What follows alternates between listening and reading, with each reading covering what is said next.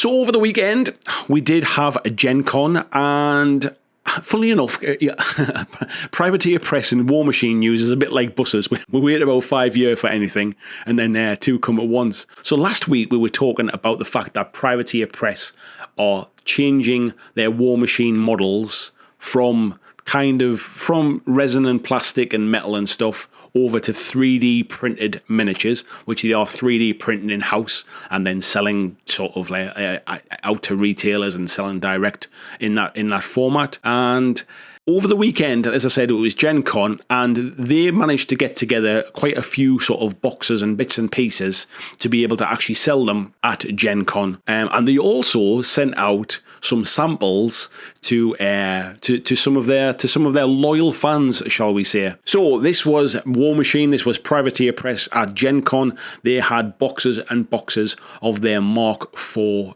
battle, I think they call battle groups. These were all the 3D printed ones. I think it's fair to say they've obviously kind of sort of tried their best to get as many as they could ready to take to GenCon and show them off. They wanted to get them into people's hands and let people see them. They actually put them up for pre-order over the weekend as well, and had to turn off the pre-orders because they were selling so well that they were concerned that basically it would put into jeopardy the production to get things out into retail. So yeah, from all accounts, it seemed to be selling quite well. Now, this is what they were selling over the weekend. They were selling some of these Mark IV preview battle groups, one for Signar, one for Kador, and one there for the Orgoth Sea Raiders. And so those were the three different boxes. Now, over the weekend, what happened was somebody bought one of these boxes from the Privateer Press stand and then wrote this review on Facebook. Now, I'll read the majority of it because I appreciate it's not the most interesting thing to see on screen. So this was their somewhat lengthy review of the Mark IV starters that I got at GenCon. It says, after getting back to his room on day of gaming, I took a closer look at the two starters I picked up at GenCon. All the pictures are of the parts right out of the box with no prep done to them, and I'm going to show you those pictures next. It says, the digital sculpts that I'd seen online are as great as I expected, but the product in the box, however, is a solid meh for me. I will point out I have a 3D photo resin printer, and I have printed out figures non-stop for the last year, so the person that sort of did this review, if you like, has experience of 3D printed miniatures. All the faults in the boxes I got tie back to the same issues I had when first learning to print. I feel that whatever printer they are using, the print plate layout is fine. The post-print process seems to be the issue. The details are too soft in some places, and some of the parts still have uncured resin in the deep cuts. We'll come back to that uncured resin bit because this is important. Not a smell, the parts are still sticky and the resin started burning my fingers. This was the bit for me that kind of set a few alarm bells ringing. Considering that resin is pretty toxic when uncured, it's not that great to find. Also, some of the parts are flexible, like they were not cured long enough. In my opinion, the post-print rinse was not clean, or they were not rinsed long enough. If the rinse step is not done correctly, there will be a thin layer of uncured resin that will then be cured in the last cure step, which will soften out the details and highlight the layer lines. I feel these are things that can be fixed if they take the time to get the post-process right, but with the boxes I got, at least, they're still not there. Still a big believer in 3D printing, and I'm sure they will be great once all steps are right. And then these were the pictures that they showed. Now, bear in mind, these are super zoomed in. They're big pictures as well. I'm going to zoom in further into them, which probably doesn't do them any favors. Bear in mind, these things are pretty tiny. So you can see, if I zoom in here, you can see some of the things they're talking about. They're talking about some of these lines in here. They're talking about some of these layer lines in here. For those that don't know, essentially the way a resin 3D printer works is it breaks down the model into basically slices. And what it will do, it basically sort of shines a UV light through a negative image to create that layer. And then the whole layer moves up, and it does the same thing underneath it. So you have very definite layers, which are all basically sort of cured together. If you do it right, you don't see those kind of layer lines, or they're certainly not as definitive as you can see here. And these are the things that the person was kind of explaining about. You can see here, there's a little bit of kind of these lines here. There's a little bit of almost like slip as it's kind of coming off the bed a little bit, where the layers haven't quite lined up. And I think, is it the next one? let's skip ahead slightly. This is the one that really, I think, it would kind of garnered, I should say, the most attention. There's some very, very definite layer lines on here. You quite often can see them on curved, like rounded parts, because you obviously can't get a perfectly smooth round surface by kind of sort of layering up layer after layer. However, the thinner those layers are, the more smooth that will be. But this was the stuff as well that they were talking about, this kind of white residue that was in the recesses that obviously hasn't been cleaned out properly. And this is what they were saying was uncured resin, and it did apparently kind of sort of had a burning sensation. Now, this is the problem with this kind of stuff, is that if you do ever send out uncured resin, resin is not a nice substance. We'll come on to that kind of later on. And this is obviously a worry that there'll be staff that's been handling it in the warehouse. And then if it goes out to customers, there's a potential to kind of cause some harm. However, that wasn't what happened here. And we'll get to that later on. But at this point in time, when this was first kind of sort of brought to people's attention, there was a concern that uncured resin had gone out into people's hands. So what happened was, obviously, Privateer Press obviously saw this information and were quick to try and sort of respond to it. And this was their reply at the time. It said, "We understand there are concerns over safety of our new production resin. We had the same concerns for our own production and packing staff. To ensure well-being of all parties involved from conception of this production process, we put several practices in place to help guarantee the safety of all those that handle our products and chose materials based on safety and durability." I won't read it in detail. This is still up there on the website, on the Privateer Press website. On the Privateer Press Facebook page, I should say. But they basically then go through a full detailed breakdown of what their process is after printing, how they clean it, and basically how they basically try and clean it. And what they said was that they realised that because they're unfamiliar to this process, it's new to them, they realised that they need to change out the contents of their ultrasonic cleaners much more frequently to avoid a slight white chalky texture from appearing on surfaces and in cracks.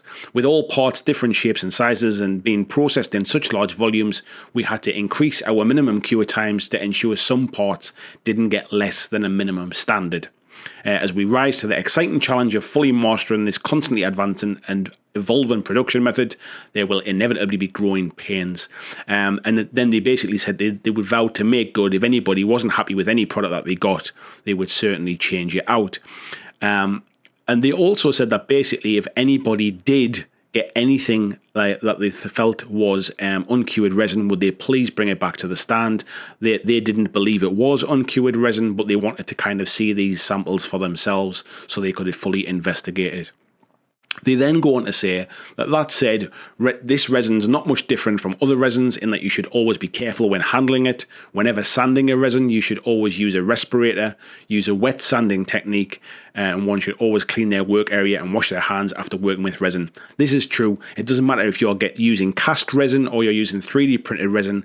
Even once it's fully cured, you still have to be a little bit careful with it. You shouldn't be you don't want to get anything in your mouth. If you're sanding it to kind of file off any sort of sharp edges, you should be using a wet sanding because the dampness will basically stop it from becoming dusty around the area, and you certainly don't want to be breathing it in. So what they're saying is factually right. So at this point in time, this was them responding to the fact that they thought they might have had an issue. Now, the interesting bit and the little bit of drama that kind of broke out was not that long after. In fact, if I go back one, so this was, those times at the top there are UK times. So you can imagine this was happening over in Indianapolis at the time. So the actual times will have been slightly different. But if this was 6:30 in the UK, at 1 o'clock in the morning in the UK, so what's that, about 6 hours later, roughly 6.5 hours, Broken Anvil Miniatures, and we'll get back to Broken Anvil Miniatures in a minute, Broken Anvil Miniatures put this up on their Facebook page, saying, understanding not all 3D prints are the same. Now, Broken Anvil Miniatures, for those that don't know, are the company that makes Rivenstone. They also do some sort of 3D printed files as well. And they are also in Seattle as well, in Washington over in the States. And some of their staff at Broken Anvil Miniatures used to be ex-Privateer Press staff. So there's a little bit of sort of history, shall we say, there. I'm not saying there's any bad blood. I don't know anything about what's happened in the past. They could all be best of friends for all I know. But it seemed very strange that the one company that threw a little bit of shade, shall we say, or threw a little bit of mud at a time when Privateer Press could have been going through a little bit of maybe a safety issue, shall we say, was a company that was in the same town and was staffed by some ex-Privateer Press staff, which I thought was a little bit weird. But we'll read what they say. It's common to see prominent build layers in 3D prints produced on first and second generation consumer-grade resin printers. So I think what they are saying is the printers that Privateer Press are using are old consumer-grade printers, or they're not very good at setting them up, shall we say. Now, I've got a consumer-grade printer. I've got a 4K resin printer. It's not one of the latest ones. My printer does not leave layer lines like that, shall we say. Any sufficiently maintained modern high-resolution printer stocked with high-quality resin has the capability to produce models with far less obvious artifacting. So there's the kind of like the second dig that they were giving them is like, not only are you probably using old printers, but you're probably not using good quality resin, and you can do a better job than that. It's possible to virtually eliminate all visible build layers through thoughtful orientation of a model on the build plate, a critical quality assurance process we employ for all our pre-supported Broken Anvil monthly models.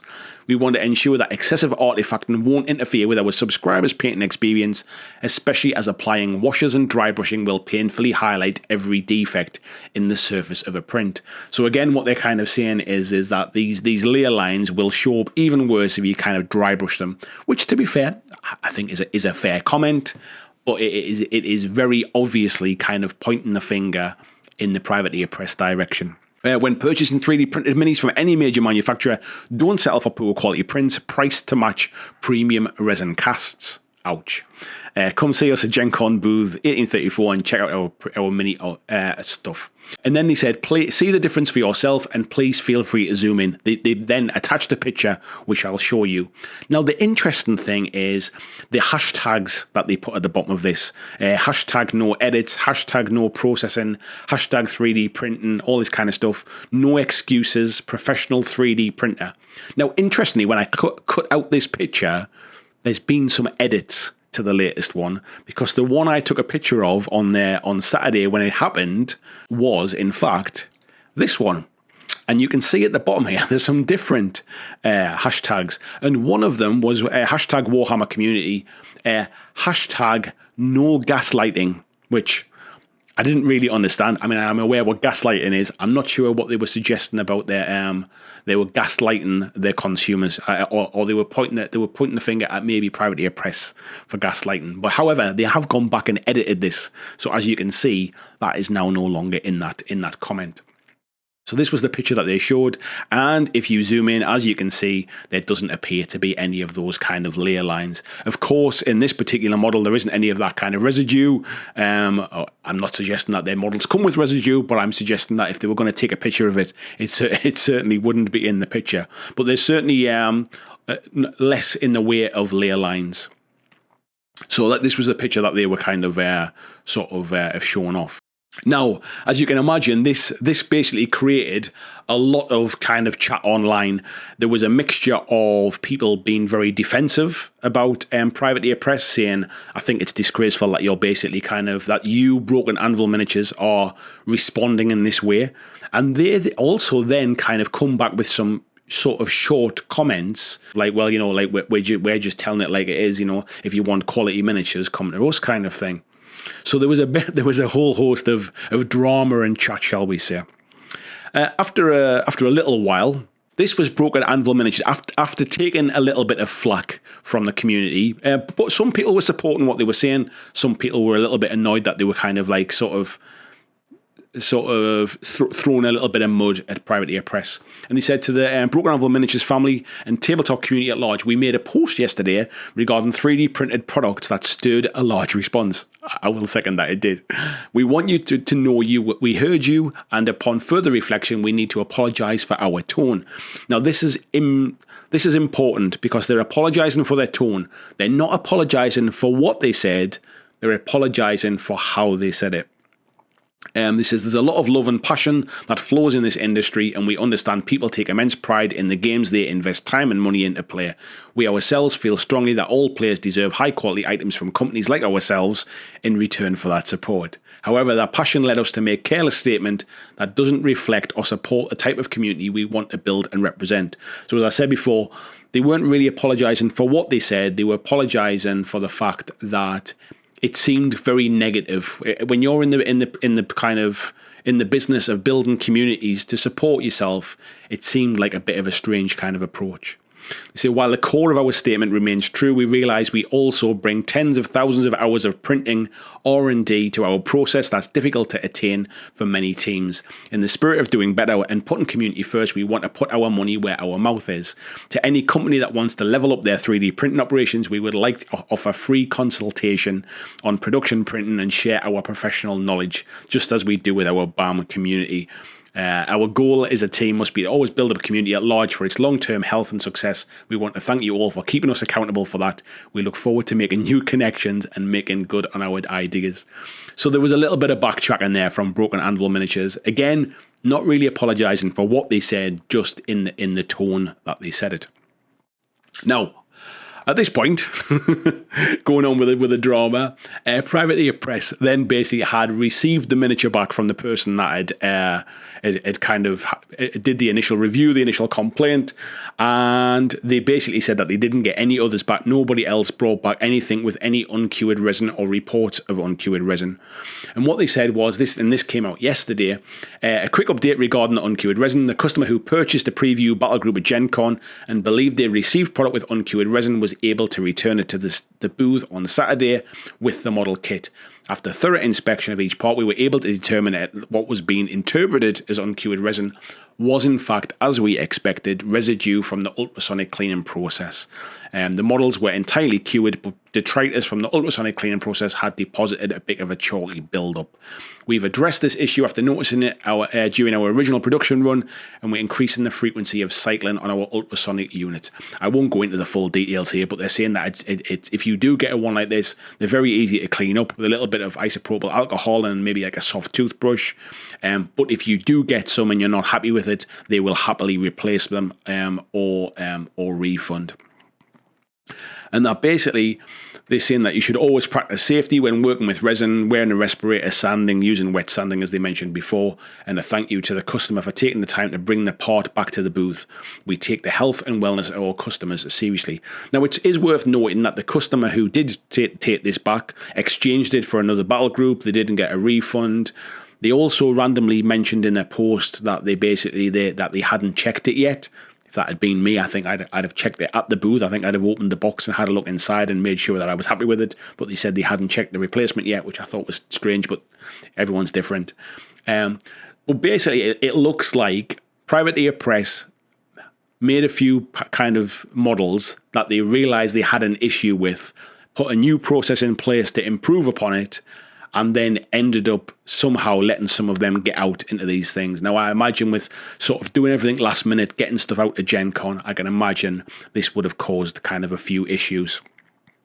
However, the interesting point is that other people were posting pictures as well, and a lot of those issues that they were talking about weren't kind of very obvious. So as you can see here, this was somebody else that posted pictures of them after they'd built their models, and those layer lines are very, very much less noticeable. There are some little bits of white stuff on here, but the person actually mentions in their post that they were clipping off a few bits and there was some kind of shavings of bits of resin that were flicking about. So I think actually in this instance, it's not that kind of residue buildup because it's kind of loose bits that's lying about where they've been sort of cleaning up the resin parts. But there's definitely, especially on those kind of rounded areas across the top here and things, across the top of the head, there is definitely less in the way of those visible layer lines, and certainly none of that kind of resin buildup. And so what I would say is, I think I'm willing to give Privateer Press the benefit of the doubt here.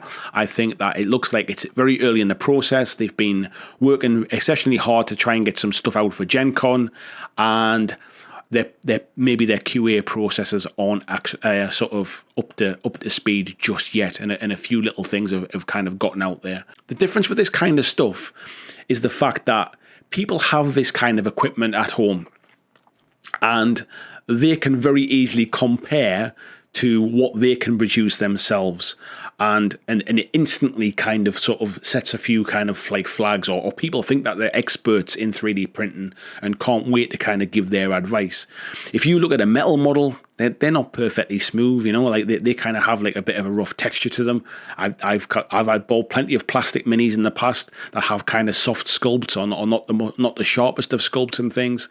So I don't think these issues are necessarily kind of like, they're not a privateer press problem. But when you're charging premium prices, people expect a premium product, and I completely get that. To get back to the main point, are 3D printed miniatures safe? That they're as safe as anything else, really, as long as you handle them correctly. In the same way that, you know, like water's dangerous. How many people fall in water and drown every year, kind of thing. Water can be dangerous. Knives are dangerous, but every home has lots of them. It's more to do with how you handle stuff. But privateer press are going to have to kind of like, this has raised its head. It's one of those harsh things that somebody sets the ball rolling. It sets off bad press, talking about uncured resin getting out and harming people, when it turns out that it's not uncured resin. So I feel a little bit for privateer press in this regard. And especially with Broken Anvil Miniatures kind of throwing a little bit of mud at them, which seemed a bit weird. But it looks like it's been a bit of an isolated instance. So it's going to be something to watch in the future, something to keep an eye on. But yeah, 3D printed miniatures, it's going to be an interesting ride, I think, this one.